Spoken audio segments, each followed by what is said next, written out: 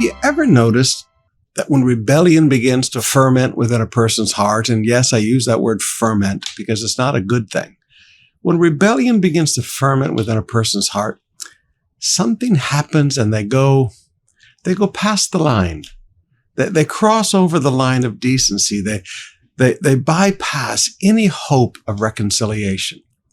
So oftentimes, if you're the person who's facing these people, you go, why do they want to push it so far? I mean, please, we can sit down and work this out.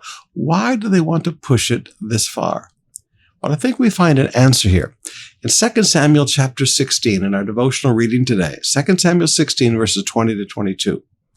Then Absalom turned to Ahithophel. Now, this was the number one advisor of King David, who had bitterness in his heart because David had sinned against his family. David had sex with his granddaughter Bathsheba and killed her husband. And this guy stayed around David, but he kept bitterness in his heart. So Absalom turned to Ahithophel and asked him, what should I do next? Ahithophel told him, now here's the world's wisdom for you. Go and sleep with your father's concubines, for he has left them here to look after the palace.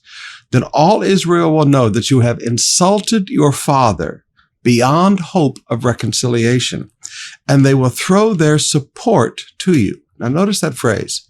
They will know that you have insulted your father beyond hope of reconciliation, and they will throw their support to you.